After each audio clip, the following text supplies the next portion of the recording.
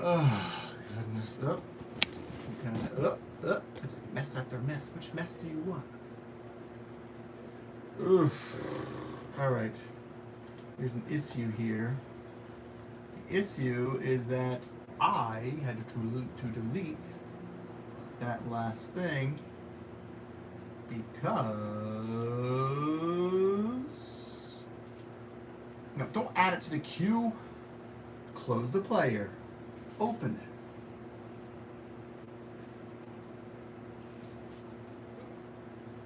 it. Okay, so the audio is going to sound terrible, I guess. Alright, we gotta do this. Gotta go here.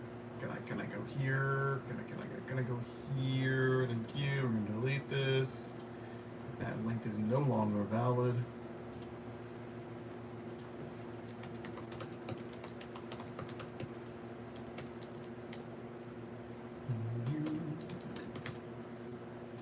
Because for some reason, I selected it to be in vertical, and I don't want it to be in vertical, and you're not allowed to change it. Once you create the thing, you have to delete the entire stream in order to redo it.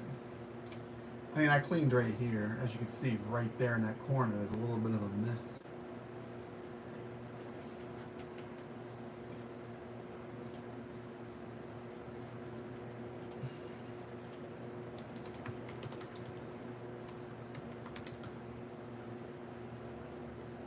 I did delete it. I had to. So I deleted my Instagram story, which I just posted, because the link is dead. Because I'm not using that link anymore. So now I got all this stupid shit getting in this video. And I can't repost it because I didn't make the link until I went live. So, yeah, I'm just going to have to post it tomorrow.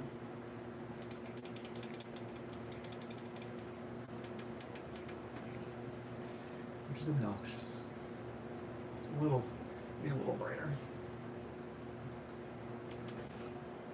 You're gonna hear my fan because I have my fan on. I did have the air on, but it just wasn't that warm. Anyway. Okay, let's get rid of this. Well, it's gonna get louder because you're gonna hear the huge HVAC that's on the other side of the window as well. I love that the camera is blocking the ring light. There we go. I'm trying to hide my Chris wrinkles here.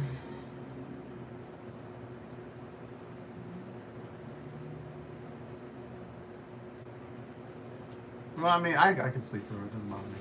Anyhow. So, well, see, the thumbnail's not even on this anymore.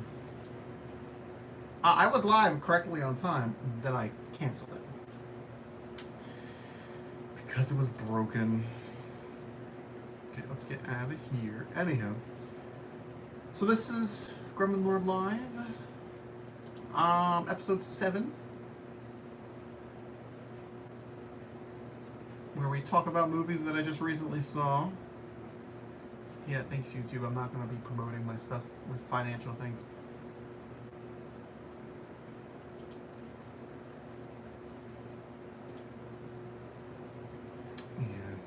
That sucks. Anyhow. So it's a bunch of movies. Well, not a bunch. Because, I mean, I saw Fall Guy, like, last month. So it's kind of we haven't really talked about that. I mean, I talked about it in Discord, but... So... But that's not what we're going to talk about first. What we're going to talk about first is Furiosa, a Mad Max Saga. Yes. There. Yeah, Gremlin Lord Live!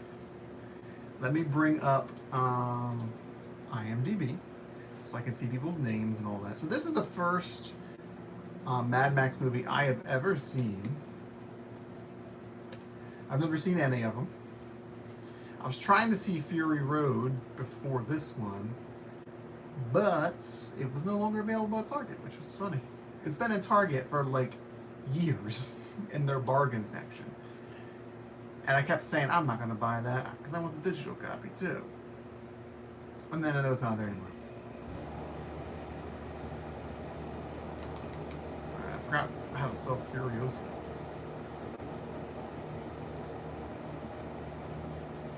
Furiosa is rated R. 2.5 hours long. No, I never seen Mad Max. They do have the original Mad Max and Mel Gibson on Peacock. So I will be watching it. But I need to pay attention to it because, you know, it's an older movie. It's slow. The sound is all wonky. So I really need to focus on that. Okay. So Furiosa, Mad Max Saga is a prequel to Mad Max and the Fury Road. So it's all different. The main character is not Charlize Theron. It is Anya Taylor-Joy. Chris Hemsworth is Dementus, which is the main baddie. There are a couple people who have been in the series since the 70s. They brought some of them back. I don't know if they're in this one. I know they're in Fury Road. George Miller's a writer. George Miller's a director. We already knew that. As the world fell, young Furiosa is snatched from the green place of the green place of many mothers. It falls into this land. They come across the citadel presided over by the immortal Joe. What has happened? My thing is buffering.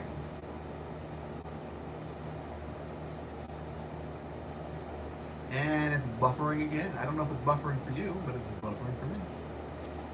I'm going to refresh. While the two tyrants war for dominance, Furiosa must survive many trials as she puts together the means to find her way home. Oh look, it's still buffering. I don't know if you're there. You there? I don't know why it's buffering. No reason. Anyhow, so basically we see Furiosa from a young girl all the way up to, I'm assuming, teenager. Time isn't really explained. I mean, Chris Hemsworth is younger in the beginning, and then he's older later in the movie. So, and Furiosa is played by a little girl, not by Anya Taylor-Joy, for like 40% of the movie. It's interesting. Since you're here, let me show you this. You can see how short it is. Look at this. Look.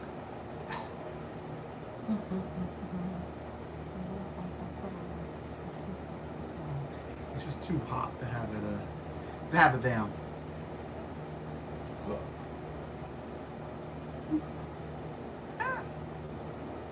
Anyway, so overall, I thought this movie was pretty okay. I'm not entirely sure where all the hate is coming from in the general sense of the special effects. The special effects are perfectly fine. The action is good. There was a few instances where it was very noticeably CGI. But I think the problem is they had that in the trailer. So you see, like when Furiosa pulls down her scarf thing in the trailer with her mechanical hand, it looks so bad. And, oh yeah, I forgot to put in the thumbnail. That was the part they put in the trailer, so that made people like, ugh, this movie looks terrible. But overall, the movie looked perfectly fine, and people who watch the movie will understand that. If you just go by the trailer, then I can see why I would turn it off. Furiosa as a character is okay. I mean, I know that Charlize Theron did a different thing with her in Fury Road. I mean, she's not quite that character in this. But to be honest, she was just kind of dull as a character. I mean, the more interesting people is Chris Hemsworth as the bad guy. All the other wasteland mutant-looking people that you see are pretty interesting. you just kind of have Furiosa, who is supposed to be on this. No, she doesn't talk that much at all. I think she has like 100 lines or something like that. Something very small. It's just, I mean, it fits for the character, but she wasn't giving otherwise, because like she just kind of is just staring at you all the time with her eyes that are a little further away. Sorry, Anya, but they do appear to be slightly further away. But I mean, she wasn't terrible. It was just, it wasn't moving me. Like Furiosa's story didn't really move me. I mean, I didn't even cry in this movie. I cry in everything. I didn't even cry in that. That's crazy. Crazy.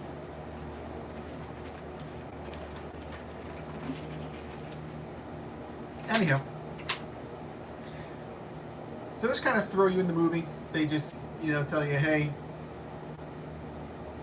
yeah, she wasn't terrible. She just wasn't, I guess I should say wasn't great. Oh, look, it's buffering again.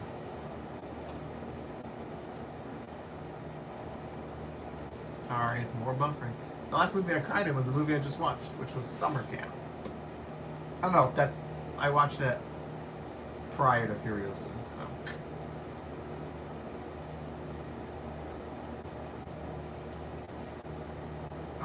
We're talking about Furiosa now. Yeah, so she was fine, but it wasn't like, oh my god, what a great performance. You know, she did so much with so little, type of thing. The plot of the movie is basically she's kidnapped as a child. She lived in a like oasis, beautiful lush jungle in the middle of this wasteland, and her mom gets killed, and she wants to have revenge on the kill of her mom. Yeah, I put it back on. This is the bracelet my niece made for me. It's nifty. Well, she didn't make it for me. She made a bunch, and she gave me this one. So the story itself is very, very general, you know. But then she kind of loses sight of what she's trying to do, which is get revenge, because she actually starts like working with the guy who killed her mom, which I guess is kind of like a survival thing because he does have power over her. Kind of like a Stockholm syndrome. Looking at you, Belle and Beauty and the Beast. But he protected her and everything. Like he made sure nothing ever happened to her. She gets traded to a different group, and she's in more danger than this other group.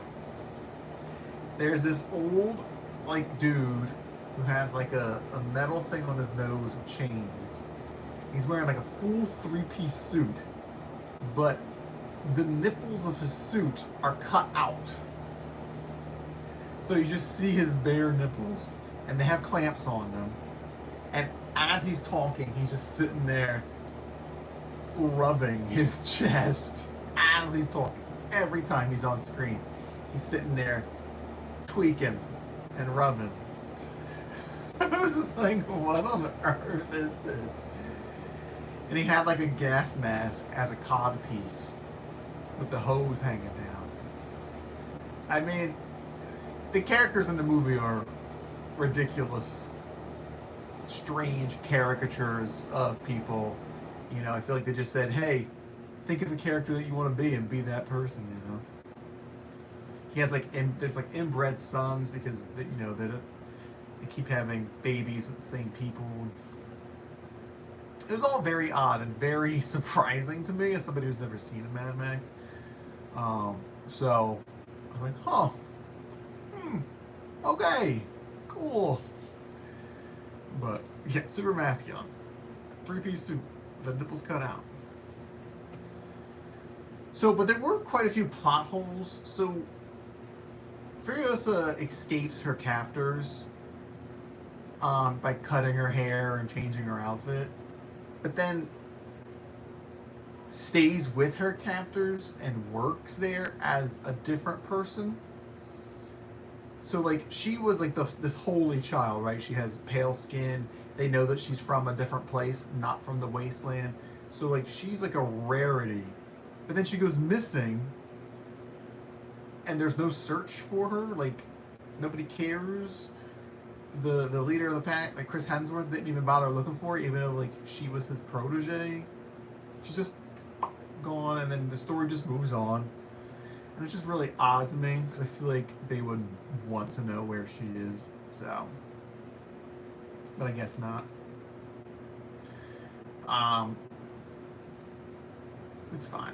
There was and then she's just like I said, she's working for them, and she's working with them, but she's pretending to be a boy, which she's not shaped like a boy, to be honest. Her face, even with no hair, looks feminine to me, but that might just be because I know that she's a woman. I don't know. But it was very odd. She has chances to take her revenge, and then she doesn't take it, and it's just like, come on. It was just really, really weird behaviors from her, and just the continuity of her being this person who's rare and sought after. I don't know. They didn't show her losing her arm. Well, obviously, because she doesn't have that arm in Fury Road. Well, she just wasn't giving mail, you know. But she's trying to escape from these people, right? And there's a whole big, huge scene of a tractor trailer that's decked out in all kinds of crazy gear, and they're being attacked and all that. But she was trying to escape. She was like underneath of it, but then it's in a trailer. But then she ends up helping and protecting the entire trailer, and it's just like, I thought you were trying to run away. Now you're like protecting the whole thing. It was weird. I didn't quite get it. There's like a whole subplot of the struggle for these different fortresses or strongholds, and that was more interesting to me because there's like geopolitical stuff in it. People are trying to play tricks on each other, and it's a very interesting thing. I figured. No problem.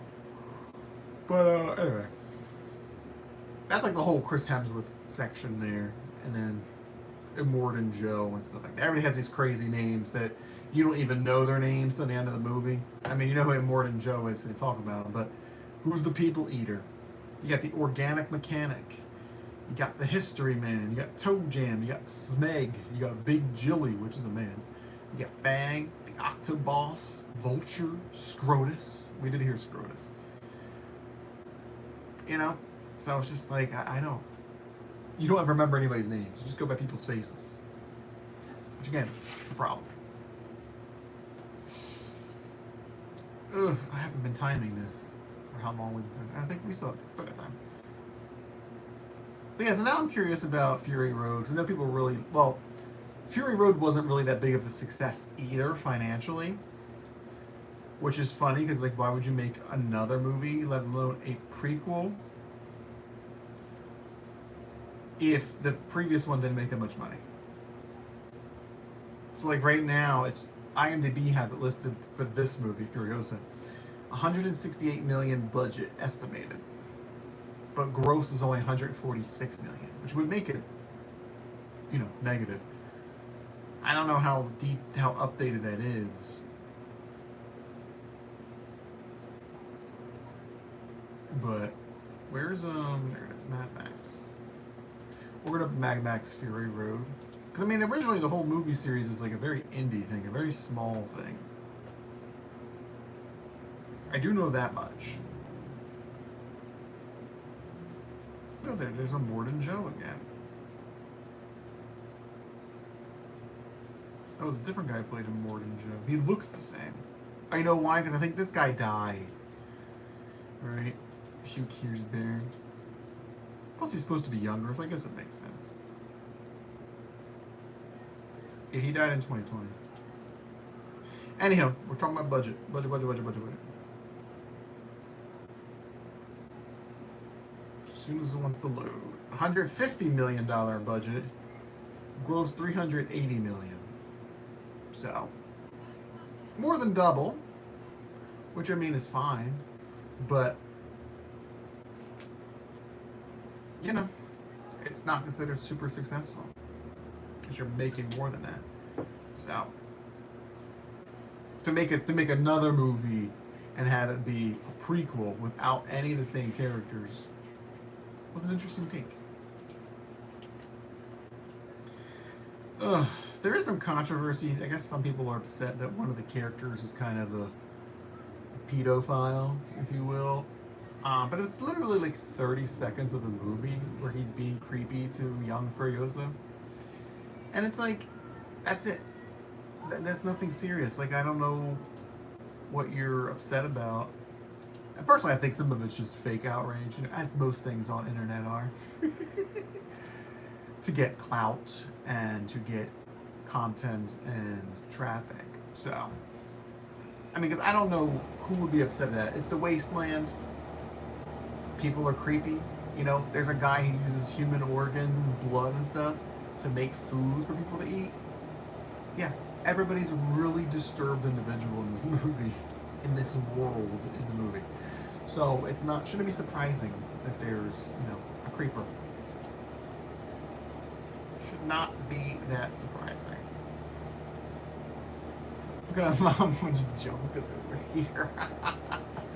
Anyway, so yeah, it's like 30 seconds of him being weirdo to her. There's nothing graphic. There's nothing like that.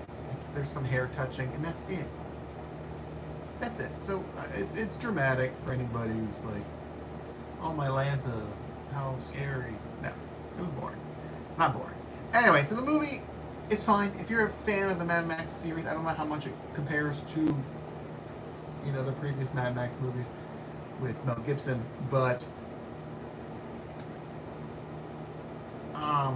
for me, it was okay. I felt it was a little long.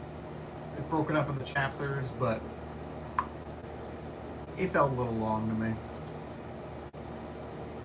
Because I feel like this kind of ran out of stuff to do. There's a lot of long scenes that probably didn't need to be as long. So, anyway, I'm going to give it a 6 out of 10. I just rated it on IMDb. Because it wasn't terrible. Like, I had a decent time with it. And some of the stuff in it was good. I like the action in it. Some of the characters were crazy and fun. You know? All these guys in, like, white paint clay or whatever, they were all just ready to die for their cause at any time. So that was fun. They all kind of had, like, the same personality where they're just like, rah! And killing themselves. So, yeah. 6 out of 10. Furiosa. It's not woke, so don't get all upset that it's woke. You know? Simmer down, simmer down. I know people are out there who gets upset.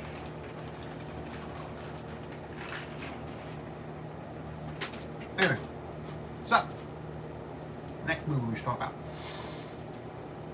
Oh, let's see. Let's go to the thumbnail.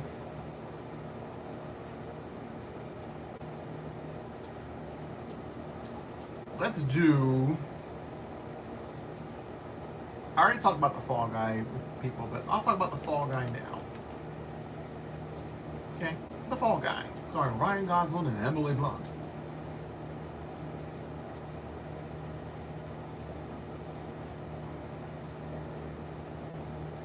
Okay, that's these descriptions that IMDb have are terrible. A down-and-out stuntman must find the missing star of his ex-girlfriend's blockbuster film. That's a terrible description. So this is not so much a remake, but a reimagining of the television show The Fall Guy, about a stuntman who becomes a, what better say, moonlights as like a private eye or something. In this, however, he is a stuntman who has a bat, so he's in a relationship with Emily Blunt. Let me see what her name is. It's like, I don't call her Jodie. Colt Seavers is Ryan Gosling. So he's in a relationship with Jodie. She's not a director or anything. They both just work in the films. He gets very injured, and he kind of has this identity crisis because of it. Like, he breaks his back, disappears, and doesn't talk to her for years. And he gets a call that he's needed at this new movie set. This is, like 3 years down the line. And he gets there, and the director is Jodie. And it's her first chance to make a big spectacle movie. And it's the big leagues. It's her big, test with the studio. So he's doing that, and it's hilarity ensues, I guess. They have relationship issues there. The main star of the movie goes missing, of the movie within a movie. And they send Colt to find him because he's a stuntman and he can kind of pass for him when he needs to sneak into places, whatever. So then he goes to investigate the disappearance of the main star, which is Tom Ryder. Tom Ryder! Played by Aaron Taylor Johnson. Hold, please. They kept saying Tom Ryder like that. It was funny. Oh, Taylor Joy. Okay. I was like, wait. Taylor Joy, Taylor Johnson. Sorry. Little association there. Anywho.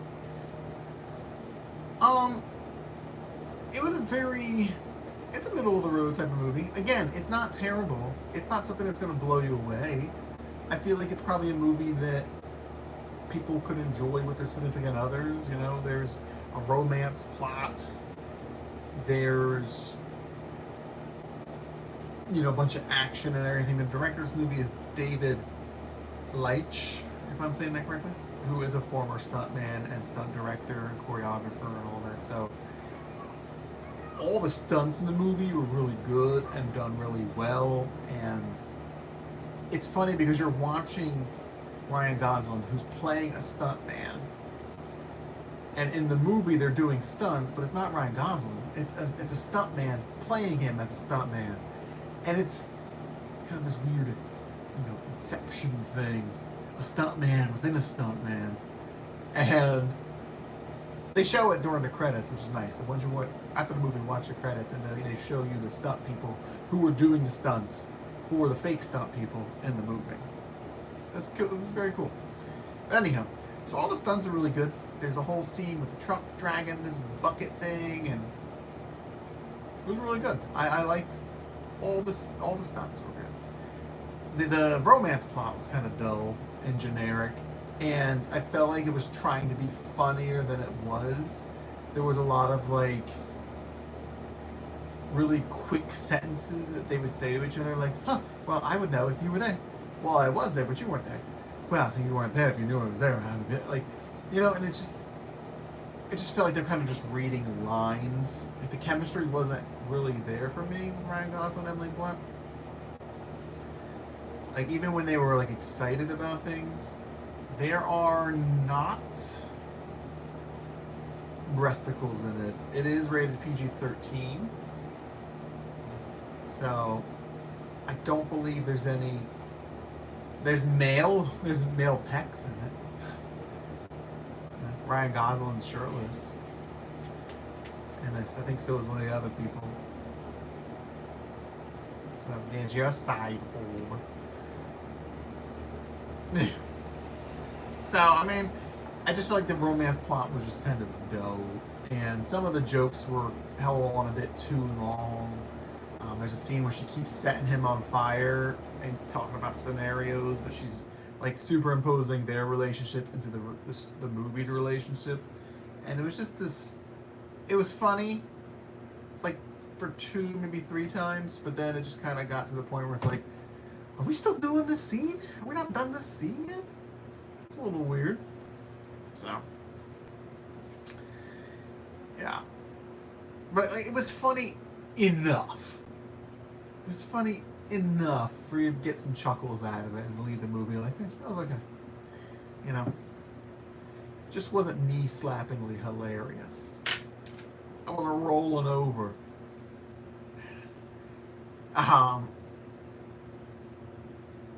If you watch the trailer The song in it is, I believe it's "Shot to the Heart." Um, Shot through the heart. Yeah, that's the song. And then the song they use in the movie was, what's the Kiss song that's like the big one? I Was Made for Loving You. That was the song they used in the movie constantly. Like, constantly. There's so many songs, classic rock songs you can be picking. And I like that song. It's just that they used it for everything. So much. Just everything. I was made for loving you, baby. That one. And it was just constant. And I was just so confused as to why. Like, it fit in many situations, but it didn't fit for all of them.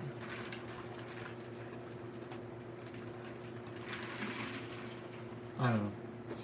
Well, I mean, I'm not going to pay you to go see the movie, man. It's probably going to be on streaming soon. So you can watch it if you like. But yeah. Let's see. The plot was very predictable. There's no twists and turns, you know? I mean, you're just kind of watching Ryan Gosling's character, who's not super intelligent. At least aware of the situations. He's very intelligent when it comes to the stunts and protecting himself and all that jazz. But as a person, not too smart.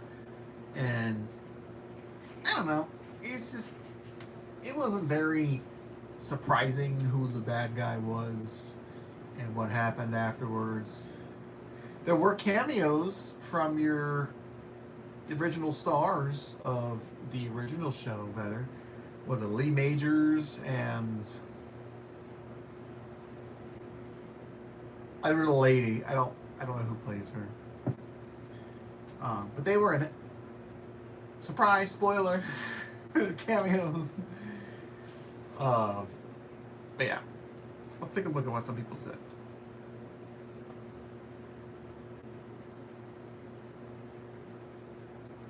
Yeah, it just wasn't that much of it wasn't really a blockbuster movie. Heather Toombs. Or Thooms. Yeah, I'm assuming that's who she is. I mean, it was a lady, older lady. Oh, Thomas. I just assumed that was her name. And then Lee Majors was there. It was very brief. I mean, you know. I won't tell you what capacity they were in, but they're in it.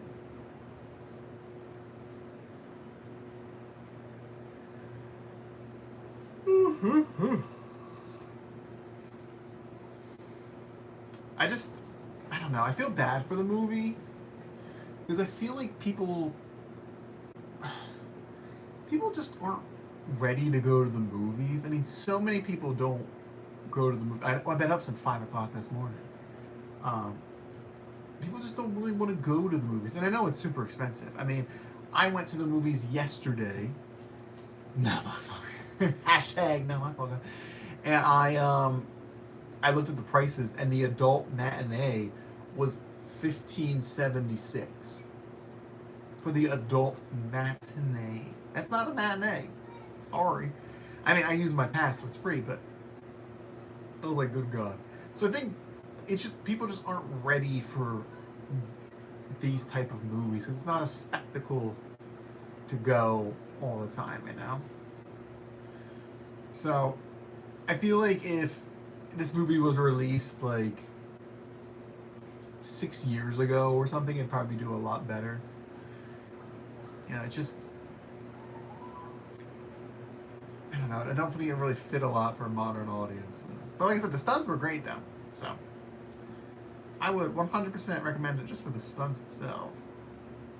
Stunts themselves. There's a doggy that lives. I don't remember what I rated it on in Discord. I feel like it's probably like a 6.5, 6, 7, somewhere around there. Because like I said, the movie, again, isn't terrible. It just was fine.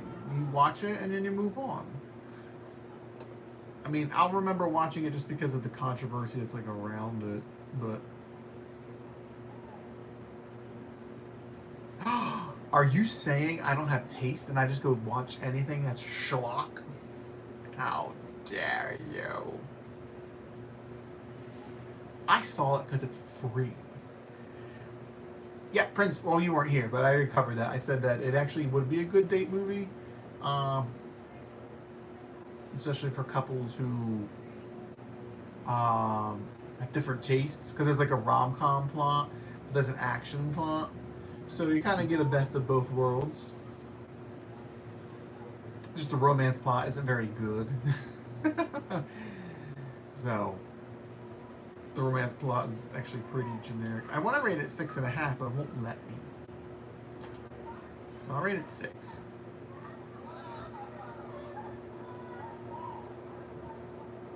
Who were, I can't see what that says. Oh, 8 or higher. Well, that's pretty simple to do. I'm going to check out my ratings. That'll let you know. We're kind of getting off topic here, though. Alright. Late Night with the Devil, I gave a 9.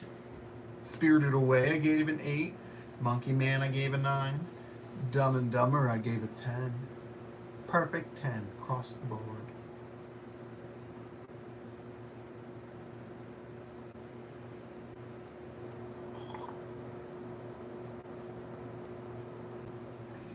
Argyle, I gave a 9. I liked Argyle. I don't care what anybody said. I liked Argyle.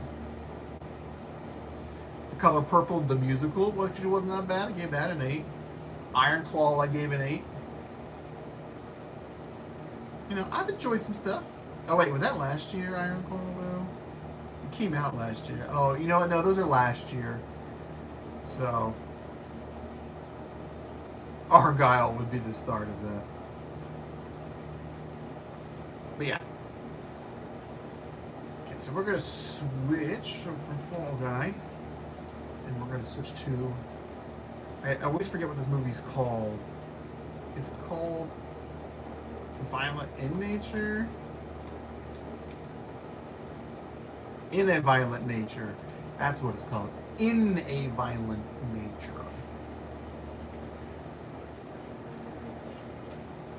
So, the more I think about this movie, which I've been thinking about it since I saw it, the more I kind of appreciate it a little bit more. Not that it makes it fantastic, because it doesn't. But I understand the vision for the movie a bit more and the uniqueness they were going for. I just don't think it works in the grand scheme of making an approachable film. So, here's the synopsis for, is it Violent? In a Violent, I want to say Violent in Nature, but I think it's a different movie. In a Violent Nature. When a locket is removed from a collapsed fire tower in the woods that entombs the rotting corpse of Johnny, a vengeful spirit spurred on by the horrific 60-year-old crime, his body is resurrected and becomes hell-bent on retrieving it. So a very generic horror movie plot. A little bit of Jason, a little bit of Freddy, you know. Oh, he was killed violently for... He wasn't in a locket. No, he's not Sailor Moon. He's not a Polly Pocket. It's his mother's locket.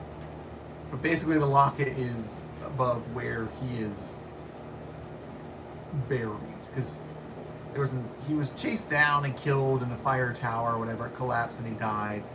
And then his mother's locket was there. That kind of thing. So somebody steals the locket in the beginning of the movie, and that awakens him from his slumber. And apparently it was 60 years prior, which kind of explains why he's a little dumbfounded by some things, because he doesn't recognize them.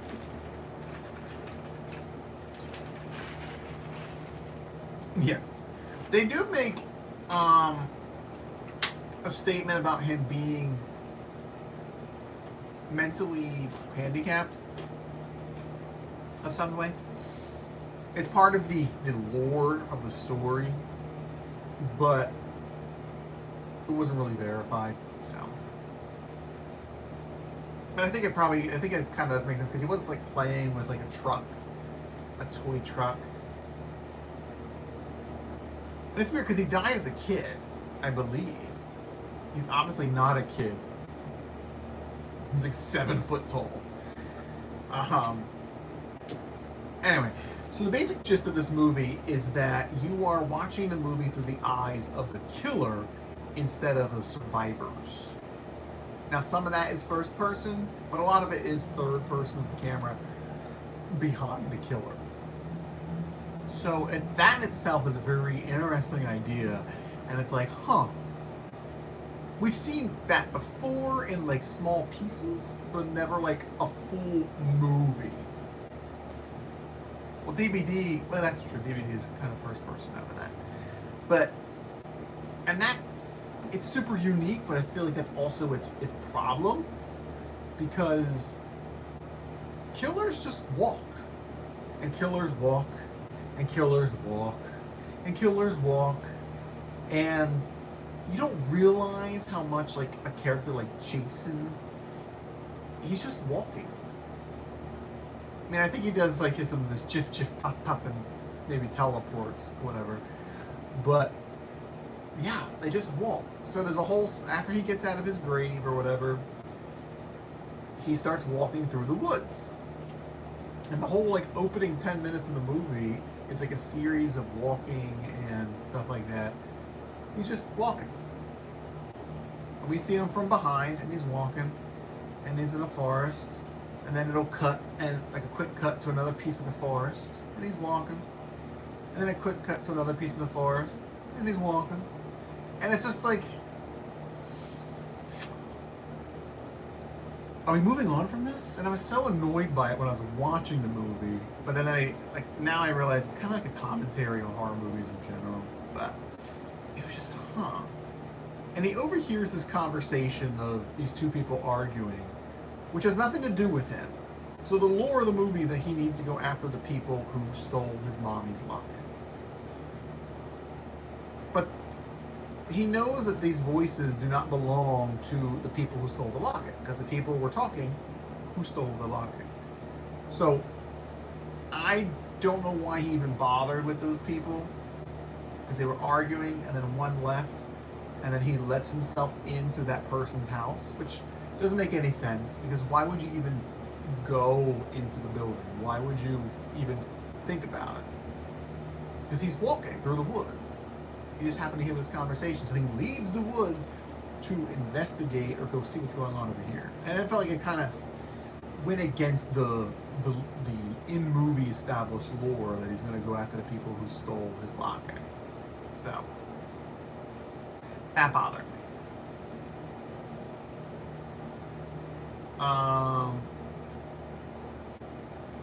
But yeah, so it was just,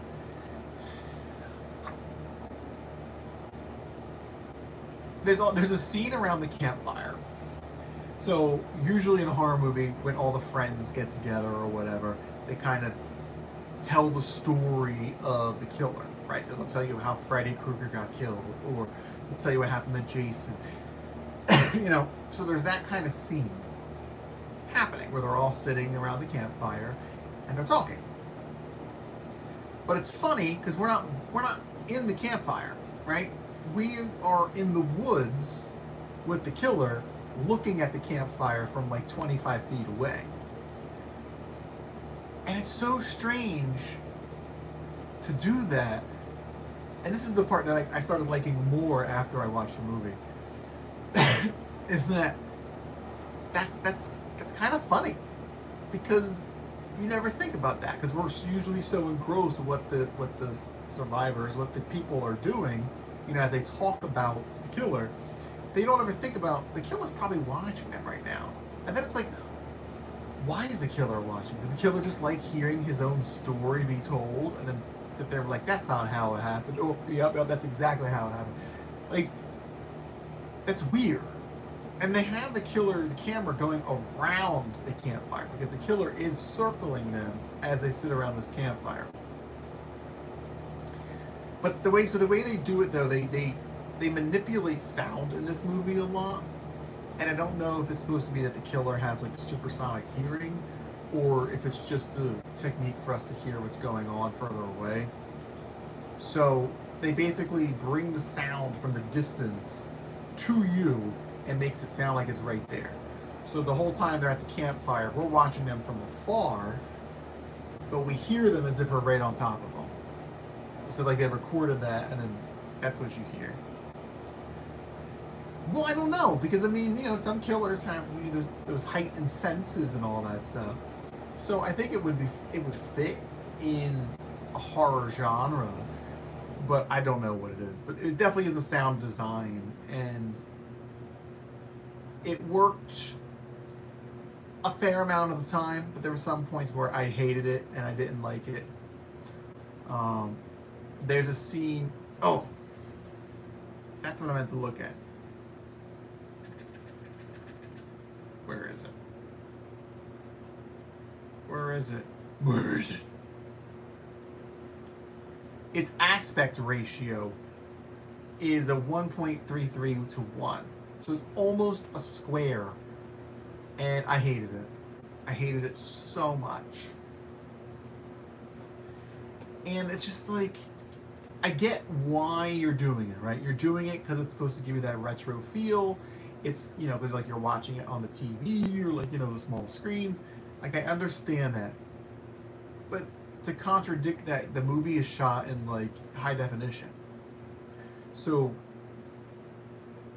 you know, there's a lot of pretty things to look at, but you're stuck in this square, and it's just like, ugh, I don't like that.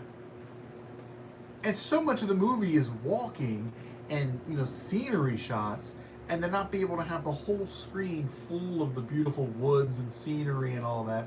It just, you felt kind of shortchanged. You just, because the killer's back takes up like 60% of the screen, and then you get trees around here, and it's just like, I want to see more of, you know, the scenery. If we're gonna have to sit here and watch this guy walk for a minute and a half, it bothered me. And there were some really cool shots that they did, which brings me back to what we're talking about. So after the killer kills one of the people, and I don't know why he kills her, because he knows she does not have the locket. She's not at the camp. She's away from the camp where the locket is.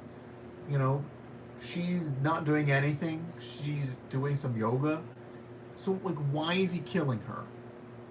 I mean, I guess he could have assumed that she may have had it because it's a woman's locket and she's a woman. But he knows who has the locket. So I don't know why he's not going after them first, because they had the locket. It kind of bugged me. It was like the most gruesome kill in the movie. Because what this movie does is that they don't have a lot of quick cuts on the kills. They really show you the kills. So, anyway, there's a spider. Hi, spider. You're going to blow in my face because of the wind. So I'm going to kill you. Sorry.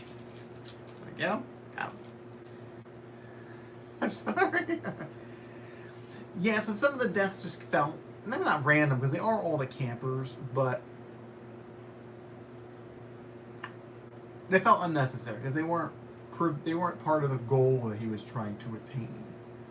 But anyway, so there's a scene after she dies, and we are super far away. I mean, the camera is not the killer's eyes. The camera is probably like on a whole nother area, like over 100 feet away. And we see a square, right? So we see a cliffside, and on top of the cliff is the killer and the girl he just killed, right? But they're like this big. They're super tiny. But the audio we hear again is the audio up close. So you hear like gravel and stuff. And it was weird, because I'm like, you have this big sweeping scene, but the killer is right here, like on the edge of the screen, and then the rest of the screen is the scenery that you can barely see because it's a square. So it really irked me. understand when the movie's been using this ratio. I mean, I feel like you're not even using the whole purpose of the movie theater screen. You know, like when Saltburn, they could have changed that aspect ratio at some point in the movie. But I don't know. Anywho, so let's talk about the kills. So the first kill you see, you don't actually see. The first kill you see is off screen. So I was like, oh, this is gonna be one of those kind of movies, because that's gonna make me really mad because it's rated R. I'm like, come on, you have to show me something in a rated R movie.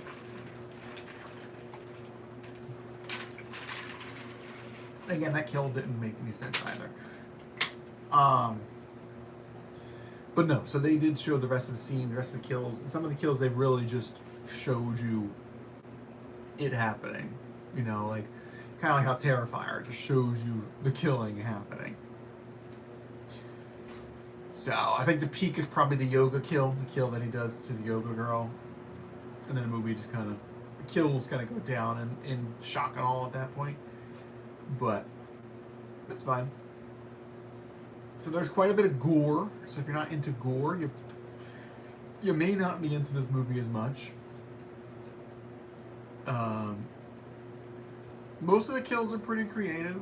The special effects are good. I mean, some of the special effects are pretty obvious. This one's rated R, 100% rated R.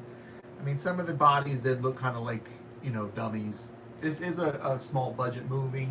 It's produced by Shudder, you know, the streaming network or whatever. It doesn't even have its budget on here.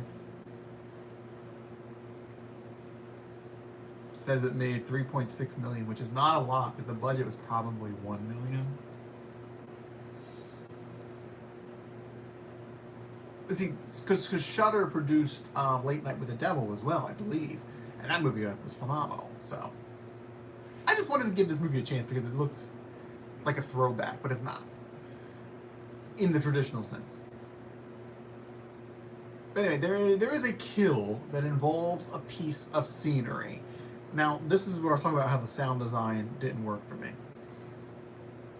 So the killer goes into a shed with a body or with a person who's paralyzed, and there's this big, huge machinery that does a certain action. So what the killer does, he turns on the gas-powered machine, and we get to see what it does. Okay, and it was very slow. It's like a 30-second shot of what this thing is doing. And 30 seconds is a long time. You might not think it is, but it's a very long time. And then he puts the victim on the machine, but only cuts off like a limb. And again, it's a very slow action that this machine is doing. And it's just like, okay, and the camera angle is static, right? So if it was a modern movie, they'd be all up in it. You know, like, oh, you know, all that stuff. But they didn't do that in this. It was a very static camera angle from behind the machine. So you still see it, but it's like further away from you. And then he rearranges the body so that it hits the head of the person instead. This must have been like a 5 to 7 minute scene. And the entire time, the engine from the machine is roaring in your ears. The whole scene. Because of how they do the sound design, where it's right there. Which again, I don't know if that's the killer's power, because it would be really loud. But it was just so loud. So, like it's like a diesel engine just going in your ear. I did not like that, and I was like it's getting really annoyed by it. And then finally the scene ended, and it felt so quiet afterwards because he turns the machine off. I'm like, whew, wow. It's so not loud anymore. Ooh. Okay. Let's see. What else can we talk about? Alright, no problem. Have a good night.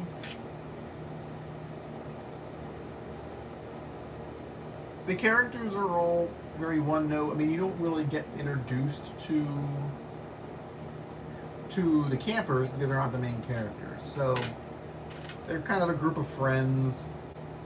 Some people are dating in the group, and that's basically really it. I mean, most of them die in very stupid ways. There's one where the guy's like, "I'll distract him. You go set up the trap." And his distracting is, "Hey, you!" And he's literally 5 feet from the killer. And the killer just turns around and goes, Psst. And I was like, "Oh, wow. Didn't see that coming." I was like, come on, man. Not even like a running start or something. You're just going to stand there directly behind the killer within arm's reach. Ugh. Yeah. Didn't like that. Thought it was dumb. Every time that they were getting hurt or injured, something like that, they always behaved very stupidly. And I mean, because we don't know the characters, we don't care about the characters, so you don't really have anything invested in the story of the movie. Because I mean, you have a hulking, silent killer, and then you have campers you barely know. Like, that's it. Oh, and there's a police officer, or a forest ranger. But that's it. There's nothing else. So there's really not a lot to keep you, like, grounded in the story. It just feels like you're just kind of along for the ride, or along for the walk, I should say. God, I feel like there was something else I really didn't like about the movie.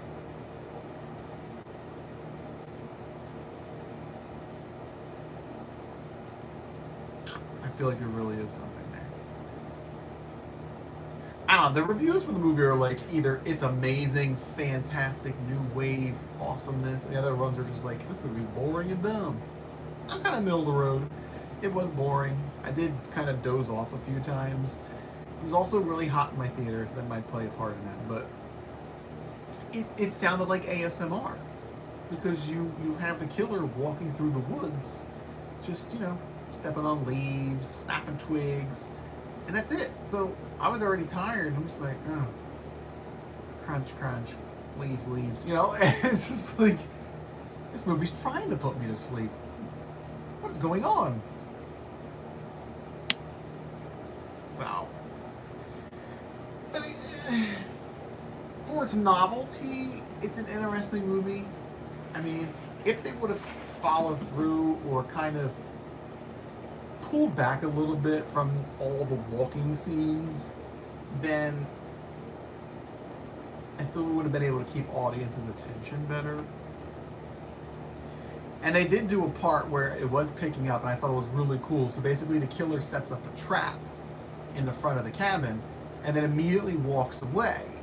Like, sets it up and then speed walks to behind the cabin. And the victim comes out to see what the distraction is. And we hear the victim coming out and doing the distraction and all that. But remember, we're following the camera around the cabin because we're following the killer. And it shows the killer walk around the whole cabin and then pop up on the other side and attack the camper. And I thought that was a really cool thing because, again, you don't see that when you're in the horror movies because you're seeing through the survivor's eyes. So there's always like a trap that the survivors fall for and the killer gets them. Like, that always happens. But you don't ever get to see it get set up and then have them go around so they can, you know, come up from the other side. That was a very cool thing. And I thought that was going to be the turning point for the movie in that sense. But it wasn't. Then it kind of went back to the same stuff. And it was just like, eh.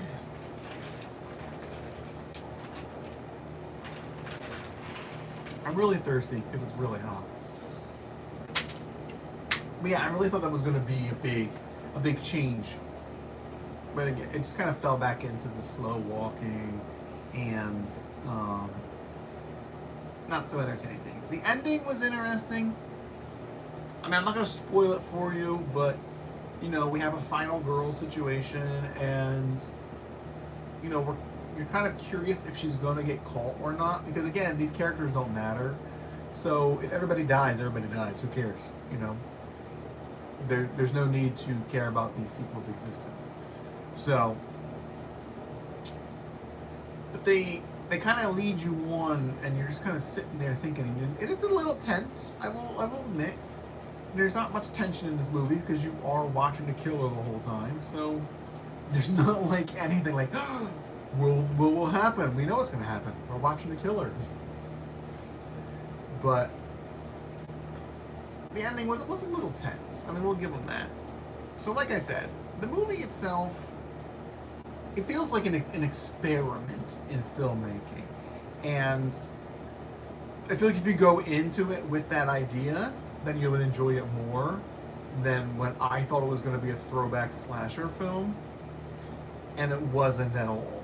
So I feel like if you know what you're getting into, that it's a more artistic take on a horror genre and not what the trailer shows, a straight up horror movie, I think you'll be better off.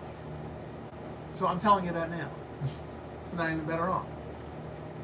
It's probably going to be available in Shudder soon. So what am I going to rate it? To be honest, I'm going to give it a 5 out of 10. Not because I hated it or anything. That's the middle of the road. That's the very middleest of the road you can be. Because I just don't feel like it realized its full potential as a movie and really captured what it is to be watching a movie through a killer's eyes. It was a bold take, though. It was a bold take. That for sure. Would I recommend it? I would probably, if you're a horror fan, I would still recommend it. Just, if anything, for the novelty of it. Yeah, I think I'd still recommend it, though. Just make sure you're awake, so you don't fall asleep during the ASMR forced scenes. That's all. Now, in the same vein of camping, the other movie we're going to talk about, which is the 3 ladies on the zip line in the thumbnail, is called Summer Camp. Rated PG-13. It follows Nora, Ginny, and Mary, 3 childhood best friends who used to spend every summer at a sleep-away camp together. After years, when the opportunity to get back together for a summer camp reunion presents itself, they all seize it. Which is kind of not true. They were really reluctant to seize it. So this is a general, buddy movie where you have friends. In this case, they're all older. And, they try to rekindle something and some of the wonder of their youth or reconnect with old flames, that kind of jazz. It has comedy, it has some romance, and then it has some sad moments that get resolved by the end. So, I knew this going in. I knew it wasn't going, I knew the general storyline. They're going to get together at summer camp. They're going to see their old rivals. They're going to see their old love interests. They'll fall back in love or whatever, and we'll see what happens. So, I get it. It wasn't surprising, but I'm fine with that. Unfortunately, the movie wasn't super funny. It was okay. I chuckled here and there and stuff. But it wasn't, laugh out loud funny. I wasn't rolling over in the aisles. I was the only person. Was I the only person in there for that one? I was not the only person in that movie. When I saw that movie, there's a bunch of old ladies who were not in the seats that they picked. Because I got into the theater to go sit in my seat, and they were all sitting in a row in front of my seat. And I was just like, odd. There was nobody there when I picked my ticket. And I looked at the app, and it showed they were all in the front, and they all moved their seats somewhere else. Which is fine. I just sat on the opposite side of the theater. They were pretty chatty, though. But again, it's a fun friend movie, so you can talk in it. I don't care.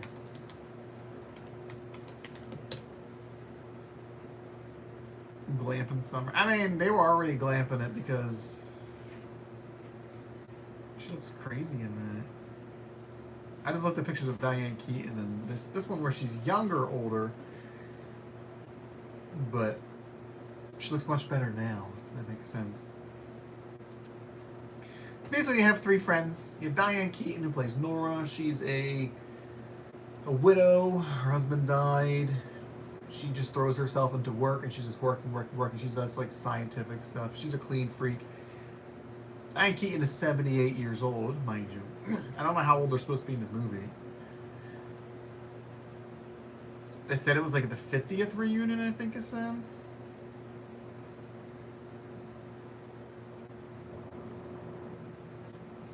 Let's see who else. Alright. So that's her character. Kathy Bates plays Ginny. She's like kind of like a self-help guru. But obviously she has her own issues that she hasn't worked through. Kathy Bates is 75 years old. Okay, so they're all pretty close in age. And then the third lady of the friend group is Mary, played by Alfre Woodward. I don't feel like she's as old. No, she's 71. I didn't realize she was 71. I thought she was younger. I think she was in Luke Cage, right?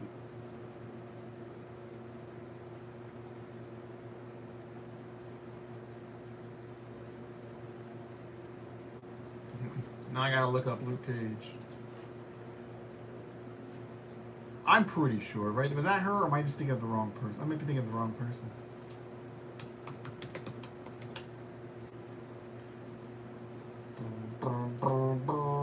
I like Luke Cage.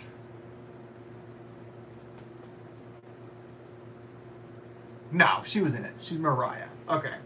She was really good in that. She was real ruthless. But anyway, so she's in a loveless marriage. She's been married, raised kids. Now she's raising grandkids. And her husband doesn't really listen to her at all. And they really hammer that in when she's on the phone with him. She just she gave up her dreams of becoming a doctor so she could be a wife and a mother. She works now as a nurse. And again, she's 71. I feel like you shouldn't be working as a nurse. So that's why I don't think their ages work. The real ages work in the movie. But man, wow, she looks great. But anyhow, moving on.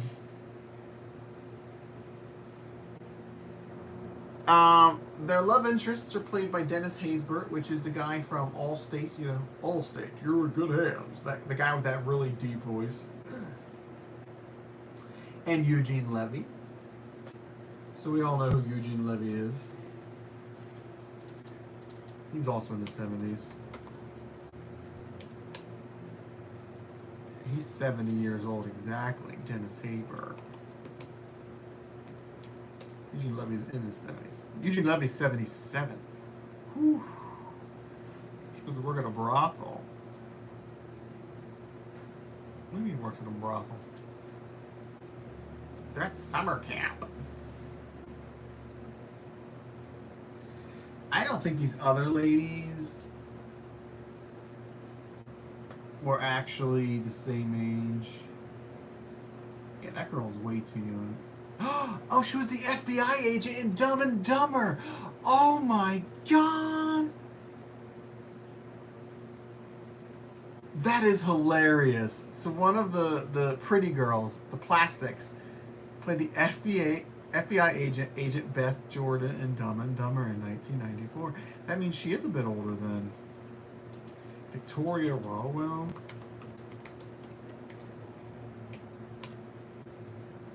She's 65. Well, she looks amazing.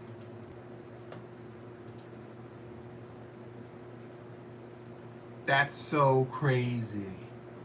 We're just talking about Dumb and Dumber, see? Maria Howell.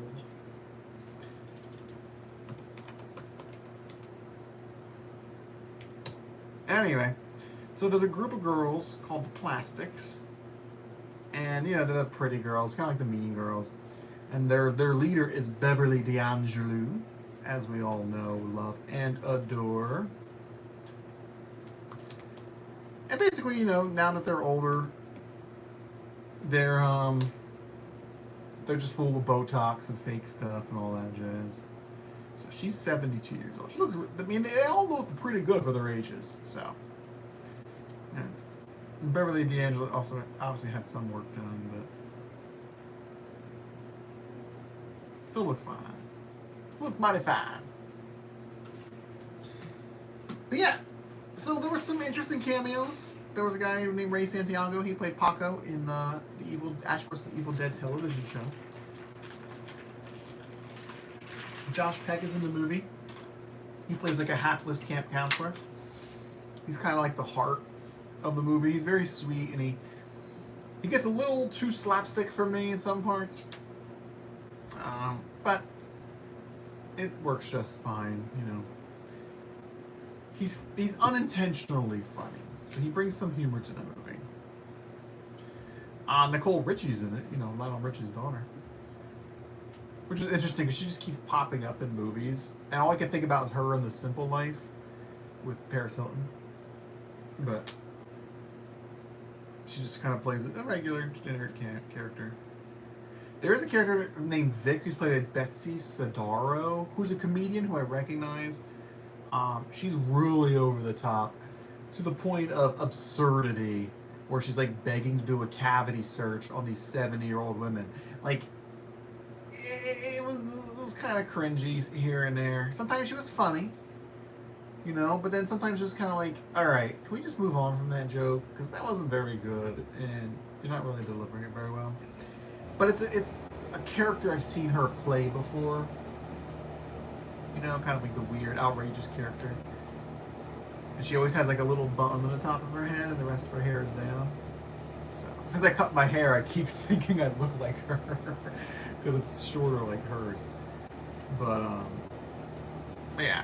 So basically, the friends go back to the camp, and you know, Ginny, the rich one, sets it all up to be really nice for them. And they kind of rekindle the love, and they go work out through their personal troubles. They go white water rafting and zip lining and horseback riding and blah blah blah. I mean, obviously there's quite a few things that are stunt doubles, because I mean, they're not throwing Diane Keaton into a river. So you just, you know, you never kind of see their face, but you hear them, oh my god, what's happening? You know.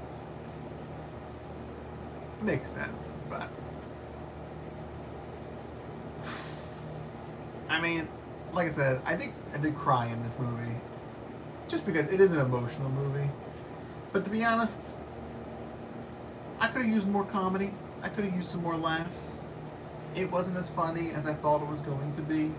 I mean, there's been a series of like older lady comedies that have come out in the past few years, like Book Club 2,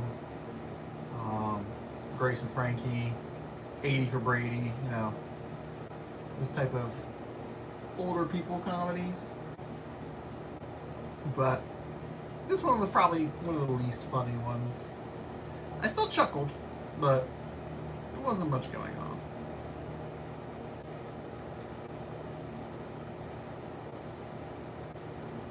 I don't regret seeing it though, because I still enjoy it. I have this fascination with older people in movies, because like I'm concerned about growing old and not even being able to like walk or stand. And I see these people who are obviously, you know, usually rich. And they don't show you them struggling, obviously. But like, you know, standing and delivering lines and walking these sets and stuff. Like, there was a lot of wooden stairs in this movie, and they were walking them. So, you know, it kind of gives me a bit of a curiosity factor into it. Plus, I like seeing older actors still get parts, especially starring parts. You know, kind of have that star power. So, let's talk about these stars. Diane Keaton. I haven't seen a lot of her stuff when she was younger. What I have seen of her as an adult has been very much the same type of character. Because she was in a movie with... Was she in a movie with, Jack Nicholson? And again, she does like, she has the same type of acting style. Like, oh my god, oh. You know, it's like over the top kind of behavior. And she's usually really buttoned down, and she gets flustered, and that's her shtick. And she usually dresses the same a lot in these movies, which cracks me up. They put her in a whole like Annie Hall looking outfit at one point, and they're like, oh my god, you look so beautiful. And I'm like, come on. Not that I need to see her bikini or anything. I just, you know, the hat, the skirt, the high-waisted skirt, and the button-up tuck thing. Like, we've seen it, Diane. We've seen it. Okay? They gave Kathy Bates this ridiculous redhead wig, which looked awful. But, yeah. Anyhow. So, summer camp, again, it was fine. Nothing groundbreaking. There are better versions of this movie, like Book Club 2. Grace and Frankie, the television show, was phenomenal. I love that. The one has a 4.9 rating on IMDb. Oof. I will go that low. I'll give it a 6 because I did enjoy myself. I just wish I enjoyed myself more. That's all. I wish there was more to it. But hey, the lady still got it. Still got it.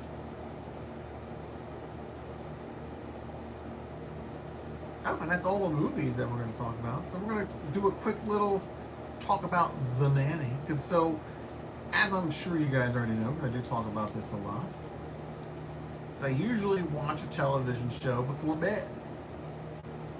And usually it's a sitcom. Like I watched the Bob Newhart show. And then I watched Newhart. And then they put The Nanny on Peacock. So, you know what? I've seen a lot of The Nanny, but never really watched the whole thing all the way through. So, that's what I did. I watched the whole, 6 seasons? I think it's 6 seasons. Yeah, 145 episodes, 6 seasons. And it was a very enjoyable thing. It's a 90s sitcom, 93 to 99. Which is crazy. I think it ended right in the year 2000, you know? It's just odd to me. Anyway, it has a lot of pop culture references to sitcoms of yesteryear, you know? Things like Mary Tyler Moore Show, Dick Van Dyke, I Love Lucy, you know, things like that.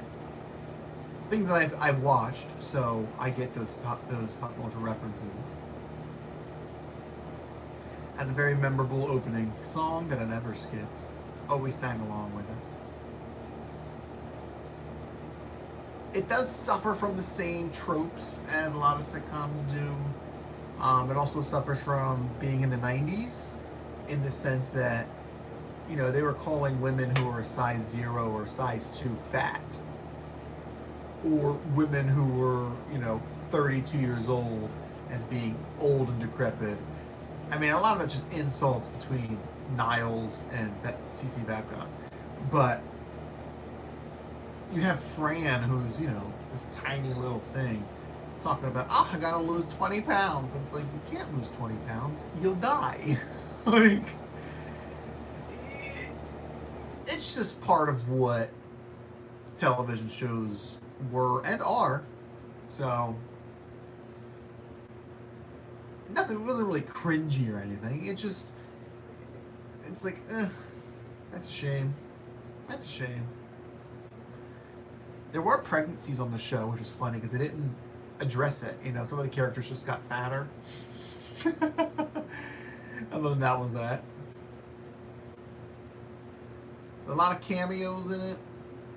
There is a lot of, so obviously Fran Drescher is Jewish, and her character in the movie or the TV show is Jewish, and they actually talk about Israel and Palestine in it a few times, which I thought was hilarious, because, you know, people these days think this conflict started on October 7th, and it's like, no, what's been going on?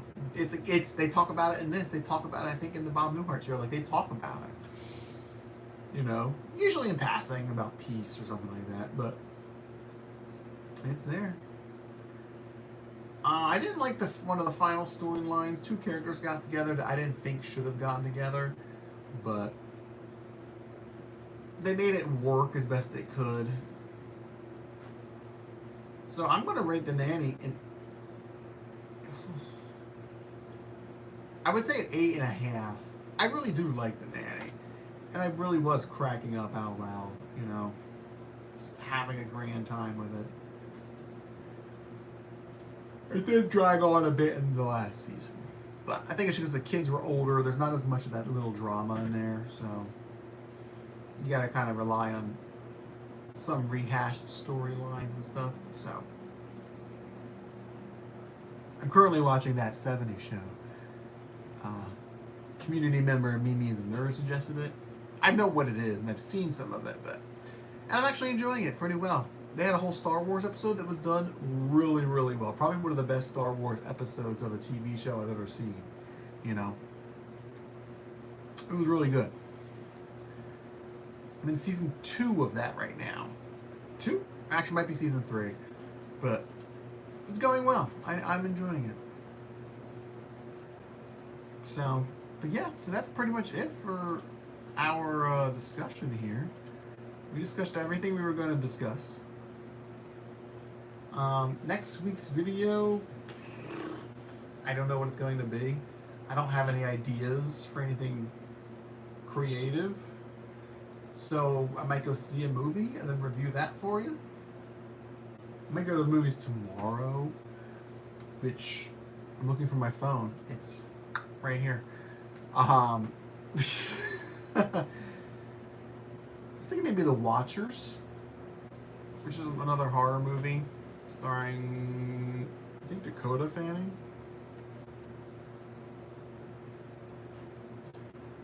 Let's look forward to forward movies. My God, there's another Paddington movie coming out. Paddington in Peru. Why? I never did see Challengers. IMDb this week. We're not going to talk about Star Wars The Acolyte. I haven't seen it. I do enjoy watching all these people lose their minds over it, though. That's not canon. That doesn't happen. What's going on? That's woke. You know, it's the weakest fucking conversations. Anyway. I don't care about that. Where's, like, they usually have, like, in theaters now type of situation?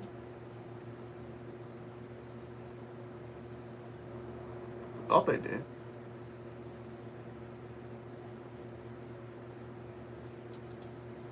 Top box office? Oh, here we go. Bad Boys, Ride or Die, Garfield, If. There's The Watchers. Kingdom of the Planet of the Apes, that's still playing. Oh, and The Strangers, Chapter 1. I don't care about The Strangers. I don't even know what... I know what it is, but...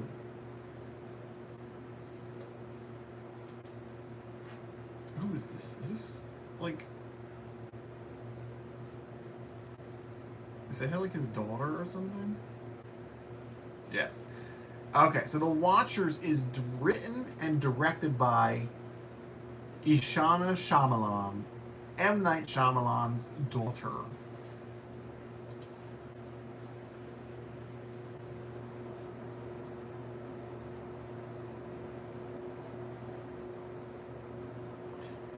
It's co-written by an actual writer. She was on there as a writer. I think maybe he might produce it. M. Night Shyamalan. M. Night Shyamalan has a new movie coming out as well. But it's basically like a girl is in a... They're like in this glass tank and there's like creatures outside or something. I don't know. It's very much a mystery horror movie. It's only PG-13 though, so I don't expect it to be too, you know, crazy. But that's probably the only movie that's really playing. I am curious in Bad Boys, but not that much. I'm curious in the sense that I like Will Smith as an actor. You know, pre-slap. Other than that, it's really the only thing that's playing. I don't really care about Kingdom of the Planet of the Apes, so... I don't know. Anywho, so that's gonna be it for today. Yeah. A little frazzled today. I had a little struggles in the beginning, so I feel like this isn't as concise of a video as I would like, but it's fine. So I'll try to get a video out next week. I'm gonna put the times for this movie in the description, so if you come back and want to rewatch something, or if you're watching this, I probably should have said this at the beginning of the film.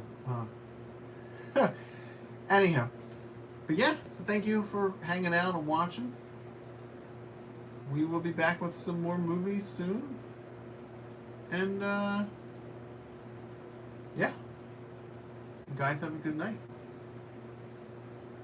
Bye. Are you sure? I'm sure.